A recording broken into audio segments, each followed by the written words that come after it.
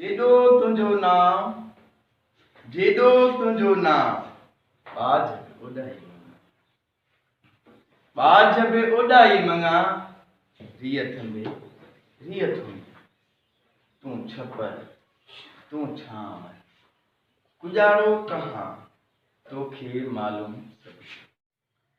अॼु असां तव्हांखे अवेयरनेस ॾींदासीं कोरोना वायरस जेको आहे चीन खां इब्तिदा थियो आहे। पहिरियों बीमारी चीन में स्टार्ट थी आहे। उन सां वधंदे पाकिस्तान में बि कुझु अलामतूं ज़ाहिर थियूं आहिनि। हिकु अधु कुझु फेक न्यूज़ आहियूं, कुझु हक़ीक़तूं बि आहिनि। क्लियर इहा ॻाल्हि असां वटि वाज़े न थी आहे, पर जेका हिन जूं तदवीरूं आहिनि, अलामतूं आहिनि, उहे अॼु असां वाज़े तव्हांखे ॿुधाईंदासीं। अलामतूं छा आहिनि? बुखार हूंदो, ज़ुकाम थींदो, खंघि थींदी ऐं साह में तकलीफ़ थींदी।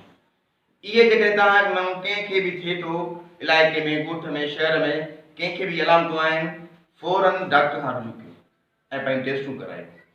उन सां छा थींदो? तव्हांजी शइ वाज़े थी वेंदी त कहिड़ो को वायरस न लॻो आहे। ऐं कोरोना वायरस अहिड़ो ख़तरनाक बीमारी आहे जंहिंजो जल्द खां जल्द मौत वाक़िअ थी वेंदी। इहो कहिड़ियुनि शयुनि खां थिए थो पियो?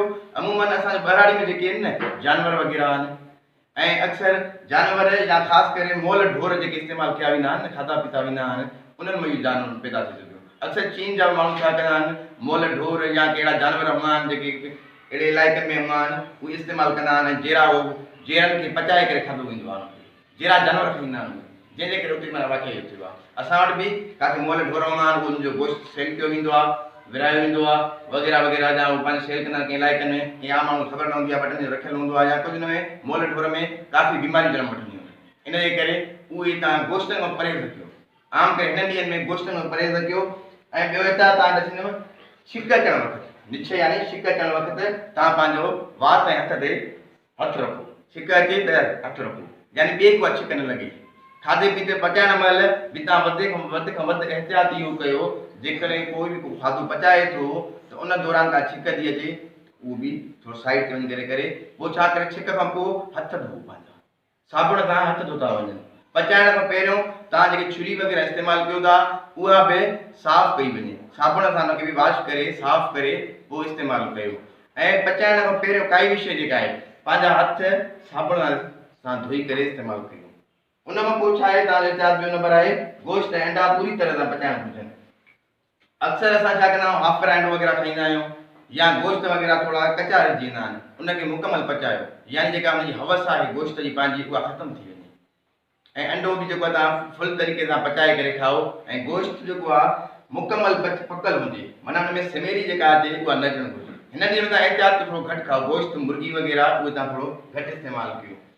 मास्क जो इस्तेमालु, माना तव्हां कोशिशि कयो, जिथे वञो था, अस्पताल वञो था या मरीज़नि सां वञो था, या कंहिं खंघि वारे मरीज़ आहे या कंहिंखे का छिक वग़ैरह घणी थियूं अचनि, उते तव्हां पंहिंजो एहतियात करो, थोरो साइड ते रहो, नफ़रत न कयो, मरीज़ खां नफ़रत न कयो, थोरो साइड ते रहो, उनजी केयर कयो, उनजो थांव थोरो अलॻि कयो।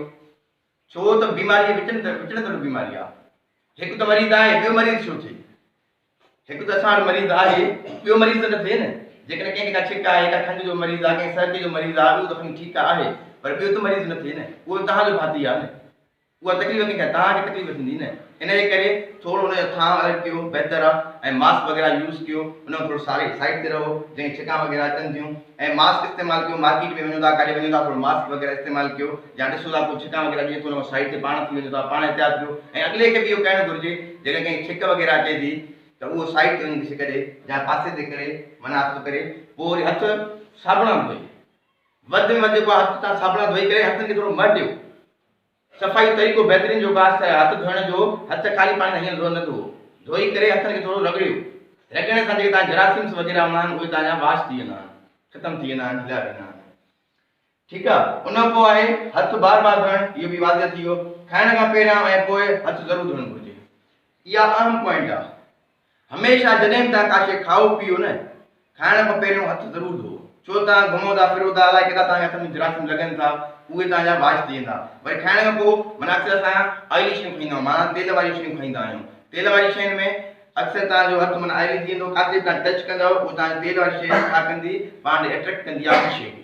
हथु तव्हांजो ऑइली थी वियो, काथे तव्हां कंहिं शइ खे टच कंदव, टच करण सां तव्हां छा थींदो, उहे जरासीम या टेबल में जेका मिटी आहे, डस्ट वग़ैरह आहे, उहा तव्हांजे हथनि खे लॻी वेंदी, उहे जरासीम थी वेंदा। इन खां बहितर आहे तव्हां पंहिंजा हैंड वॉश कयो।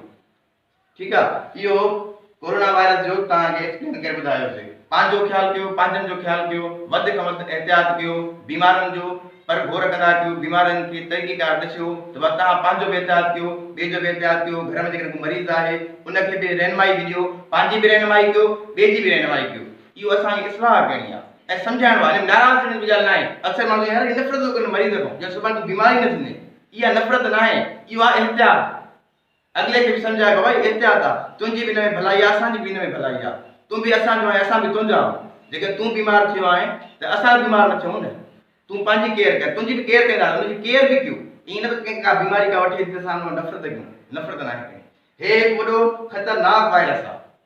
जेकॾहिं तव्हां हिननि में कंहिंखे बि अलामत ज़ाहिर थिए या थोरी घणी थिए त तकड़ में वञी छा कयो, डॉक्टर सां मिलो, उन खां वञी टेस्टूं वग़ैरह कराए, उहो तव्हांखे रहनुमाई कंदो तव्हांखे छा करणु घुरिजे। पर हिन मूज़ी मर्द जी जेका आहे अञा ताईं पाकिस्तान में को इलाजु न आहे।